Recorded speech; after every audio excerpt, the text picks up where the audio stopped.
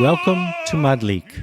My name is Geoffrey Stern, and at Madlik we light a spark or shed some light on a Jewish text or tradition.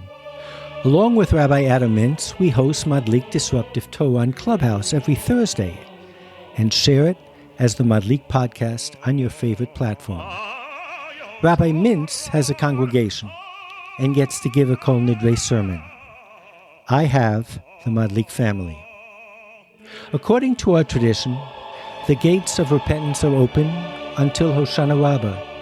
So should the opportunities to hear and give your sermon. 50 years after the Yom Kippur War, here is the Yom Kippur Sermon I wish I heard.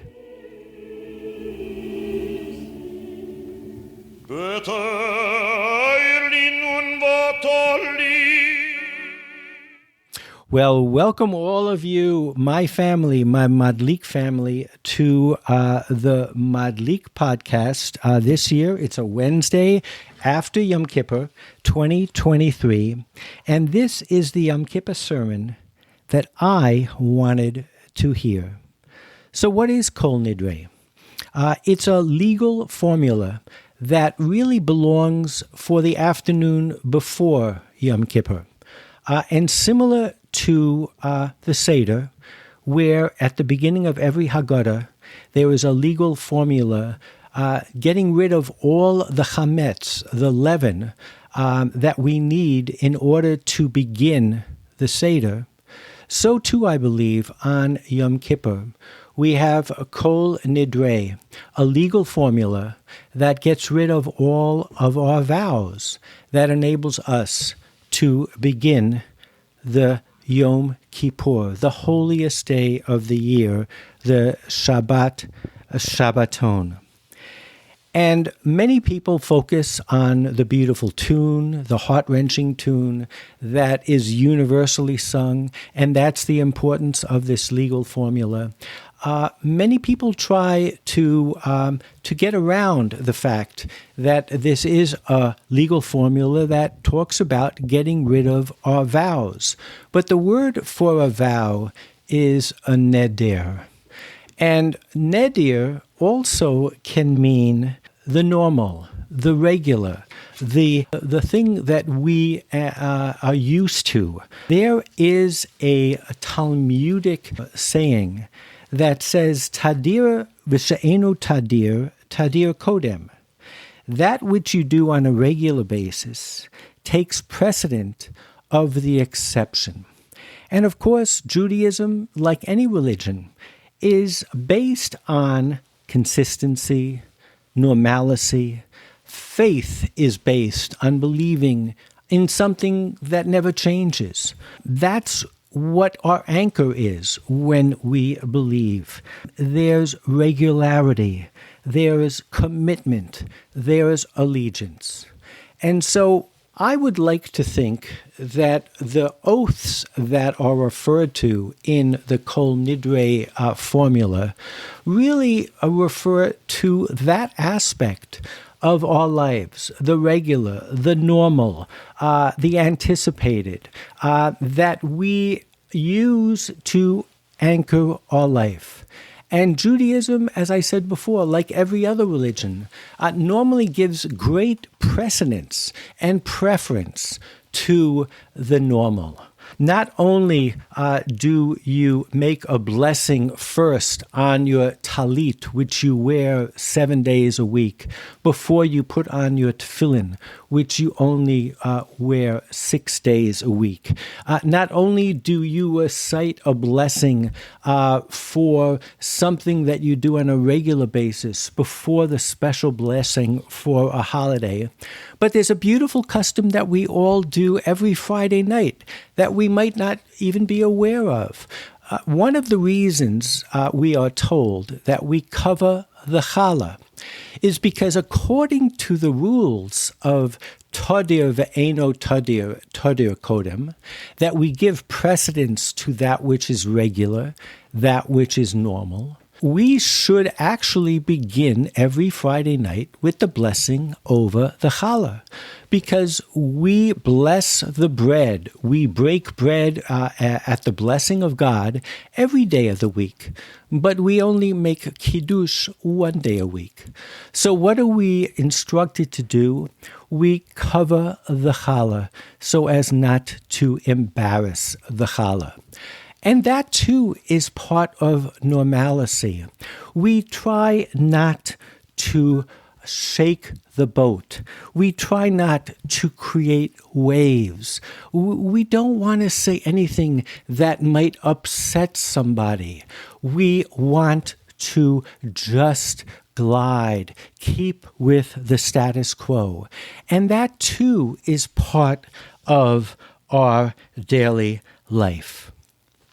And the truth is that we say a psalm starting from Rosh Chodesh Elul, which is the month before Rosh Hashanah, and we say it all the way until Hoshana Rabbah, which, as I said in the beginning, is actually the day when the gates of repentance actually do close, the last day of Sukkot.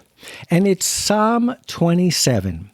And in it, one of the most iconic lines is, Achat sha'alti me'et Hashem, oto avakesh, shivti b'veit Hashem, kol yemei chayai. One thing I ask of the Lord, only that do I seek, to sit happily, comfortably in the house of the Lord all the days of my life. And this too, this is what we want. We want to be comfortable with our God. We want to be comfortable with our beliefs. There are traditions that say that you should be kovea makom letfilato in Brachot 6b. It says you should find a seat in the synagogue that is your seat.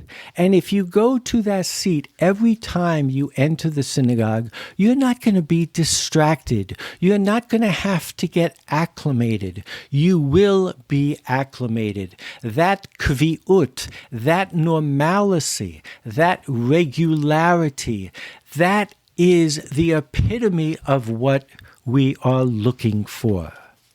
But there's another thread, there's another tradition in our tradition.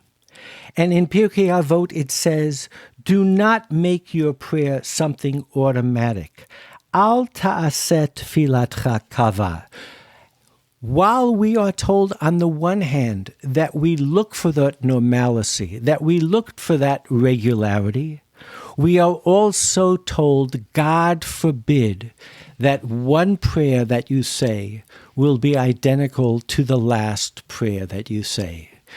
You have to innovate. You have to find the meaning of the moment.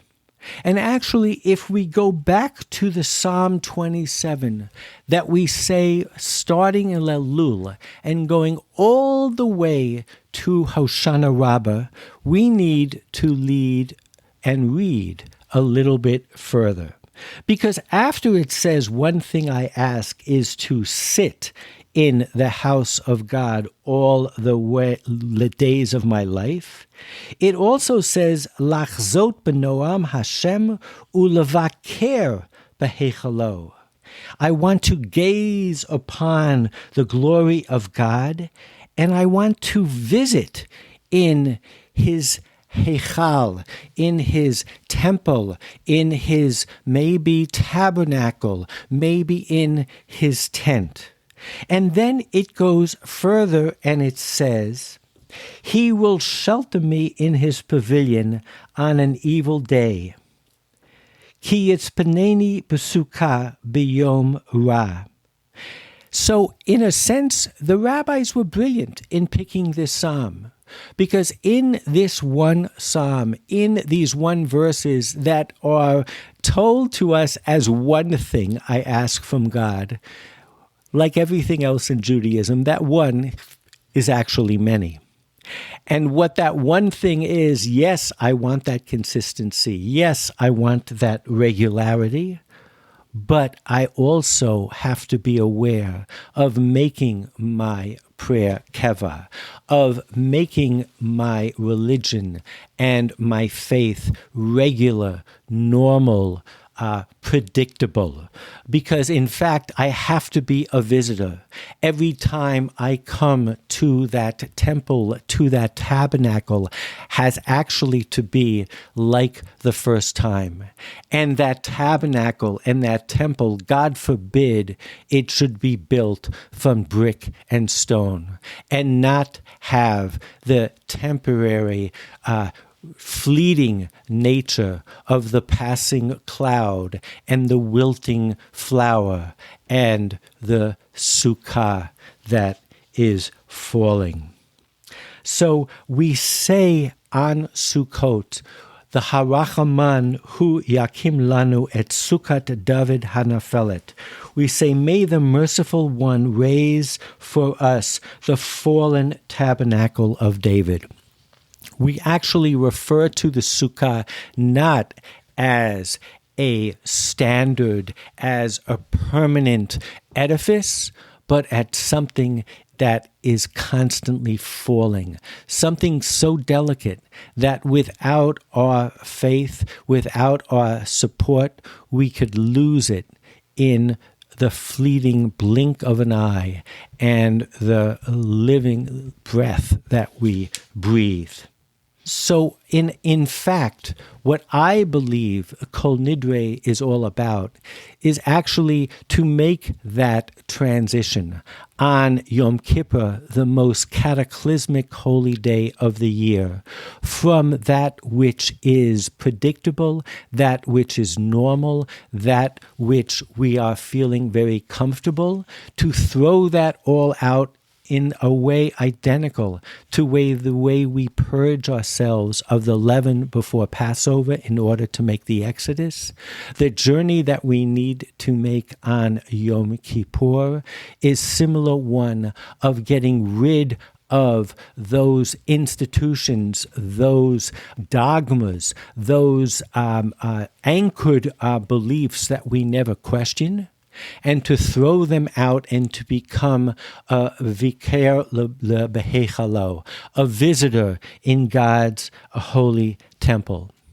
And this year, I heard at least 2 sermons from rabbis who felt compelled, as they should have, to make a parallel or to make a reference to what in Israel is actually the most important meaning of Yom Kippur. Most Israelis, when they think of Yom Kippur, they don't think of an ancient ritual. They think of a war.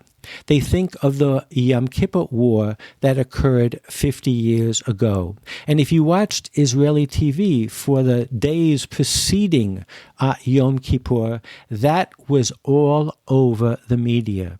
That was what was being remembered. And I would like to think that unlike the sermons that I heard that tried to draw a distinction between the existential threat that was caused by the Yom Kippur War and the current situation in Israel, where you have people demonstrating for the soul of the country.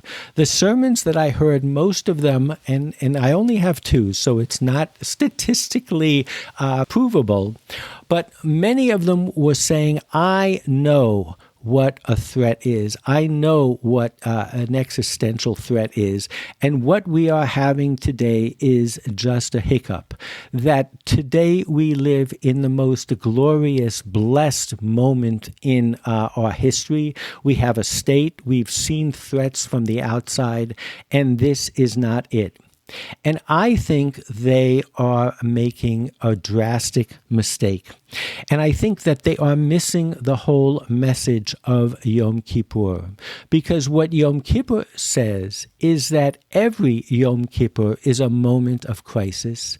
And dare we not see that crisis and learn the lessons. When I was in Dag Hammarskjöld Plaza a few days before Yom Kippur, I was reminded of my youth. The last time that I was at a protest in Dag Hammarskjöld Plaza, protesting a regime that was overbearing and taking away the rights of Jews, was the Soviet Jewry movement. And all Jews got together in solidarity with the Jews of the Soviet Union. And what is not so well known is that at the beginning of the Soviet Jewry movement, this was not something in terms of demonstrating against the Soviet Union that was accepted, that was supported by institutional Judaism, by UJA, Federation, even by the State of Israel. The early founders of the Soviet Jewry movement were rebels. They were outcasts, people like Jacob Birnbaum, Rabbi Avi Weiss, Glenn Richter, Shlomo Riskin, and yes, even a radical named Meir Kahane. That is not one of my favorites. But the point was that they were saying that we've seen this movie before, where a Jewry would stand up and say, as they did during the Holocaust, this too shall pass. We don't need to rock the boat. We need to cover the challah and make sure that everything is just the way it is and be thankful for where we are. And ultimately, the student struggle for Soviet Jewry, young people, demonstrators, moved all of world Jewry to unite behind something that really touched and retained and discovered and preserved the soul of the Jewish people.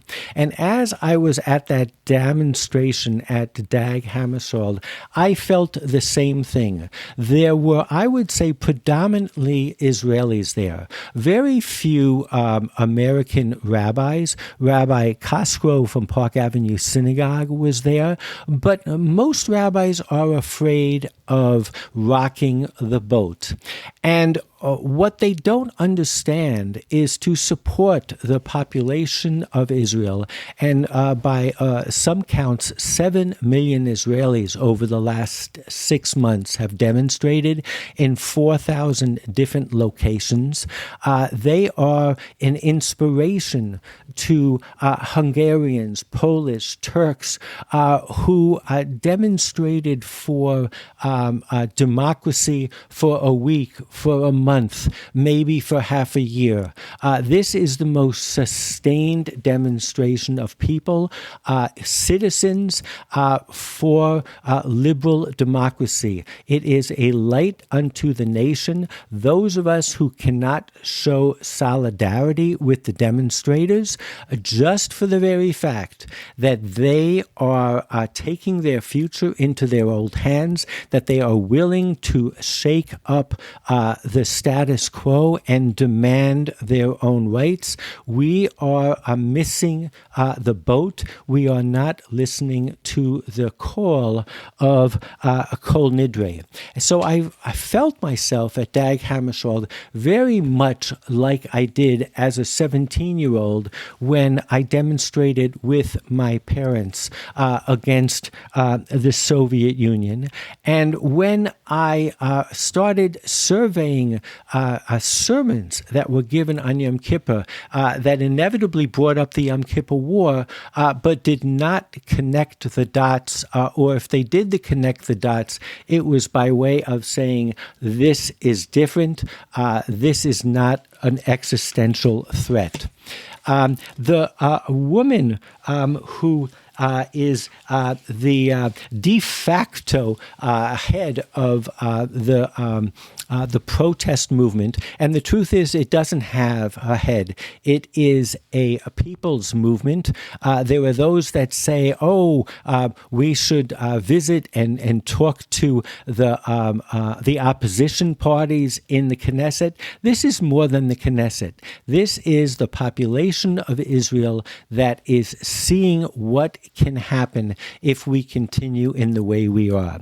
But the woman named Simcha Bressler, who is a physicist with access to the particle collider in Switzerland, she's a Weizmann Institute professor. She actually did connect the dots to the Yom Kippur War. And the connection that she made, she said, we will never bury our heads in the sand again. The Yom Kippur War was a tragedy not only because we were attacked, but because we knew we were going to be attacked. There are stories of mothers, grandmothers who came to visit their children who were stationed at the Suez Canal, and they said, what are all those troops doing on the other side? And they were told, our generals tell us it's just a military exercise. There were warnings. There was, as Simcha Bressler said, there were writings on the wall. And so she said that this time we will not ignore the writing on the wall. That is the real connection to the Yom Kippur War, that we need to see what is at stake here, and we need to stand in solidarity with the people of Israel. We are heading into the holiday of Sukkot, and as I said, the bumper sticker of the holiday of Sukkot is of a sukkah that can fall at any moment, and that, in fact, is the epitome, the end game of what Yom Kippur is all about. That we need to know that we cannot just live in normalcy as individuals or as people of this earth or as members of the Jewish people, because what we have is like a sukkah hanofelet. It is like a sukkah that can fall at any time. And I have recently, we've talked about it on Madlik when we listened to Daniel Gordis and Yossi Klein Halevi, who said, yes, they understand how world Jewry takes a back seat to the people of Israel who serve in the army and the democratically elected government of Israel. But I would argue that on Yom Kippur, both the day, but also 50 years after the war, and also this Yom Kippur, that we are struggling, I would say, with an existential threat from within. We do need to realize that what we have is hanging by a thread, that it is a sukkah hanofelet, and that we Jews have been out of Israel more than we have ever been in it. We Jews have lost the homeland more than we have been in it. If you watch the movie on Golda Meir, there is a line that Moshe Dayan, who is despondent, possibly responsible for the hubris and the belief in normalcy that led to the Yom Kippur War. And what he says is, this is Churban Bayit Shlishi. The secular Jew, Moshe Dayan, understood that the third temple is actually the state of Israel. It's not a place that is on a hill in Jerusalem. It is the whole state of Israel. It is the heart and the soul of the Jewish people. And when it is threatened. It is a Churban Bayit Shlishi, a potential destruction of the Third Temple. And we have seen that movie. And the movie that we have seen is that was caused not by external enemies, but it was caused by Kinayim and zealots who had ulterior motives, nihilistic motives, I would argue, otherwise known as messianism, and they could care less whether they shattered and broke a few eggs and brought destruction. And that is ultimately what we are up against on this Yom Kippur. But it's not all bad news. There is good news as well. I have heard political thinkers, talking heads, talk about this 75 years after the founding of the State of Israel is actually our constitutional Congress. We have deferred the discussion that we are having until today. And from that perspective, it is a Rosh Hashanah. It is a new year. It is a time for all of us to embrace the arguments, discussions that you would have in a constitutional Congress. We need to figure out now, and if not now, when, who we are, what we want, and what is at stake. I have heard other thinkers talk in terms of this moment is one where all of us are exposed to an insight into how do we go from here? What does it mean to have an occupation? What does it mean to let messianists wag the tail of the dog? And those thinkers have used an analogy that this is a little bit of it's a virus, and we are getting the shot. And we have an opportunity to see it's not about judicial reform. The judicial reform gives us an insight into where this is going. So my blessing for all of us is that we actually do learn the lesson of the Yom Kippur War. And it's not a lesson that the Yom Kippur War is any different than the moment that we live in now.